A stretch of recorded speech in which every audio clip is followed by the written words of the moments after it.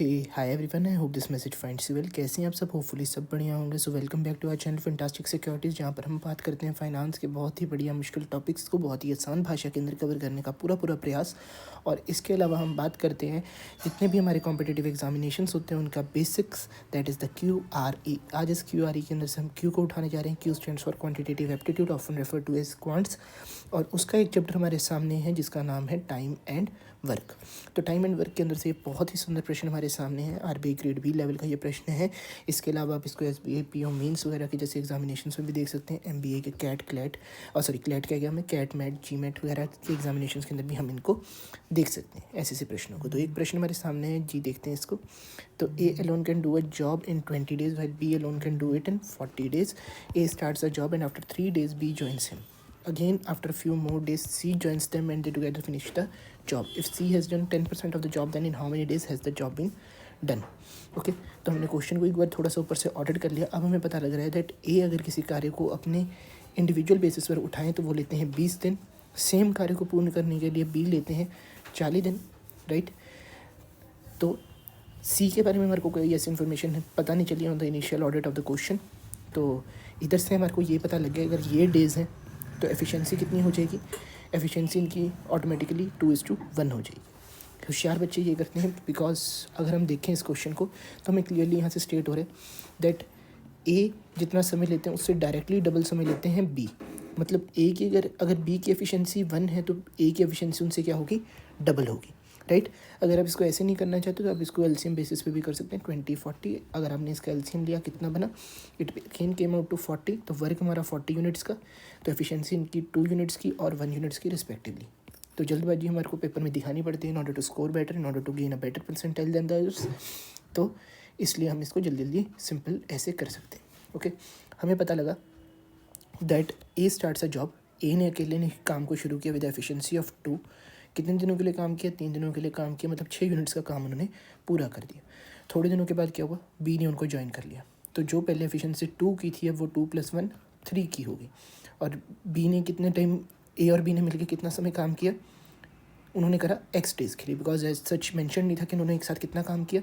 तो हमें ये पता लगा दैट ए ने अकेले ने 6 का काम किया, A प्लस बी ने मिलकर कितने का काम किया, 3x का काम किया। देन सी आ गई। सी के बारे में हमारे को ऐसा कोई इन्फॉर्मेशन प्रोवाइडेड नहीं थी। हमें ये मेंशन था दैट सी ने क्या करा है, सी ने 10% of the total work, job मतलब टोटल वर्क। तो अगर टोटल वर्क हमारा 40 है तो सी की individual contribution towards the job is equal to how much, it is equal to 4। 40 का 10% 4, राइट। हमें बस ये इन्फॉर्मेशन प्रोवाइडेड है। तो हम क्या एज्यूम कर लेते हैं दैट सी की एफिशिएंसी कितनी है, ई।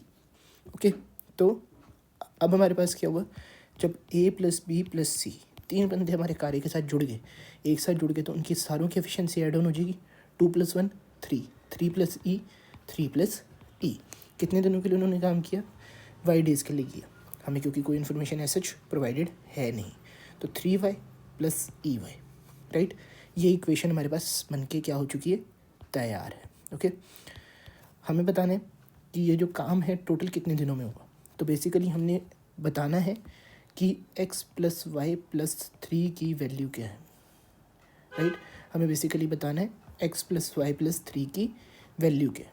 x + y + 3 की वैल्यू हम कैसे बताएंगे, तो हमारे को क्या करना पड़ेगा, यहाँ पर से इस बात को समझें। हमें ये पता है दैट c ने कितने दिन काम किया, y डेज़ के लिए काम किया, कितने की एफिशिएंसी के साथ काम किया, e की एफिशिएंसी के साथ काम किया। कितना काम किया, 40 का 10%, राइट। तो हमें ये बात क्लियर हुई that EY is equal to how much, EY is equal to 4। EY की वैल्यू कितनी है, 4, राइट। अगर हमारे को पता लग गया दैट EY की वैल्यू इज इक्वल टू 4, तो EY को हम यहाँ पर रिप्लेस कर सकते हैं इस इक्वेशन में 4 के साथ। जी हाँ, कर सकते हैं, राइट। सबको ये बात समझ आ रही है होपफुली, राइट। हम क्या कर सकते हैं, EY को रिप्लेस कर सकते हैं। अब हमारे पास क्या सिचुएशन थी, हमारे पास सिचुएशन ये है कि 3x + 3y + 4 + ये 6 is equal to how much, it is equal to 40। सारे इस बात से एग्री ऑन करते हैं because it is the total work. It is basically representing the total work done by different situations under by different people under different situations. एक situation के तहत A alone काम कर रहे थे, एक सिचुएशन के तहत ए के साथ बी जुड़ गए थे, और एक सिचुएशन के तहत वो तीनों इकट्ठे हो गए थे, पर काम टोटल कितना हुआ 40 यूनिट्स का, जो हमने इनिशियल स्टेज पे निकाला था, फिगर आउट किया था, राइट। तो अगर हम इसको करें सॉल्व, तो हमारे यहाँ आंसर क्या बनता है, it is equal to 3x + 3y is equal to 40 - 10 which is equal to 30, dividing both sides by 3। x + y की वैल्यू कितनी आ गई, 10 की आ गई। हमने क्या निकालना था, हमने निकालना था x + y + 3, तो 10 xy को हमने x + y को रिप्लेस कर दिया किसके साथ, 10 के साथ, और उसके अंदर ऐड कर दिया 3, तो आंसर हमारा कितना आ गया 13 डेज। तो answer to this question is equal to how much, it is equal to 13 days. So ये क्वेश्चन डिजर्व करता है एक हार्ट, ये क्वेश्चन डिजर्व करता है एक स्टार, एंड ये क्वेश्चन डिजर्व करता है एक हैंडी हैंड। ये क्वेश्चन बहुत ही सुंदर है, बेहद ही सुंदर प्रश्न है। पहली बार अगर हम इसको करेंगे तो येस फॉर श्योर यहाँ पर गलती होने के बहुत चांसेस है, मोस्ट ऑफ द स्टूडेंट्स इसको छोड़ कर आएंगे। बट अगर हम बात करें, अगर आप RBI ग्रेड बी के एस्पिरेंट्स हैं, राइट, अगर आप RBI ग्रेड बी के स्टूडेंट्स हैं तो फॉर श्योर आपको ऐसे प्रश्न ही एग्ज़ाम में देखने को मिलेंगे, और छोड़ते छोड़ते कितने छोड़ दोगे, राइट, आधे से आधा पेपर थोड़ी छोड़ देंगे। इसी कारणवश अगर हम देखें कि RBI ग्रेड बी जैसे एग्जामिनेशन के अंदर क्वांट की जो कट ऑफ होता है वो बहुत ही थोड़ा जाता है, लाइक 8 मैक्सिमम 10 तक जाता है, राइट।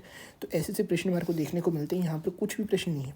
एक बार इस प्रश्न को करेंगे, दोबारा से इस वीडियो को एक बार रिपीट पे देखेंगे, एक बार देखो, एक बार खुद अपने हाथों से करो, और एक बार इस वीडियो को दोबारा से देखो, और आपके जहन में ये प्रश्न बैठ जाएगा। बहुत ही सुंदर प्रश्न है, सिंपल सा एक कॉन्सेप्ट।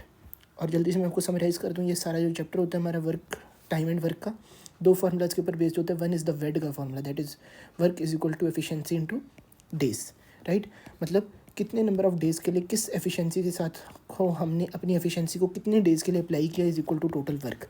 दूसरा फार्मूला टोटल वर्क का is equal to MDH concept आपने सुना होगा, महाशिया दी हट्टी, क्या बात है, राइट। तो men into days into hours, right. इससे भी हम कई बार अपनी सिचुएशन को कंक्लूड करते हैं। तो इस क्वेश्चन, ये चैप्टर बहुत ही आसान होता है, जो simple application of these 2 formulas by hard application of these 2 formulas lead us to concluding the answer to such difficult questions. Difficult तो मैं कहूँगा बट इंटरेस्टिंग, बट येस, हाँ, पेपर के प्रेशर के अंदर most of the students will definitely leave this types of questions, और they will definitely create blunders, right. तो इसी के साथ करते हैं हम इस वीडियो के अंत की शुरुआत। मिलेंगे किसी और वीडियो के अंदर किसी और टॉपिक के साथ, from finance, ESI, right, insurance, और कुछ भी, रीजनिंग, इंग्लिश, कहीं पर से भी कुछ अच्छा कंटेंट हमारे को मिला, हम इस चैनल के थ्रू, इस चैनल के माध्यम से आपको ज़रूर शेयर करेंगे। तब तक के लिए आप वीडियो को लाइक कर दें, बिकॉज लाइक फ्री है, सब्सक्राइब कर दें वो भी फ्री है, शेयर कर दें, आपका 5 सेकंड भी नहीं लगेंगे शेयर करने के अंदर अपने किसी अच्छे यार मित्र के साथ, ताकि उनको भी ऐसे चैलेंजिंग क्वेश्चंस देखने को मिले अगर एग्जामिनेशन के अंदर, तो वो आपको दुआएं दें, और दुआएं काम करती हैं एग्जामिनेशन के अंदर बहुत ज़्यादा। पर्सनल एक्सपीरियंस से बात मैं आपके साथ कह रहा हूँ। तो इस चैनल को हमारे सब्सक्राइब कर दें। मिलेंगे जल्दी। Till then take care, bye bye and sayonara.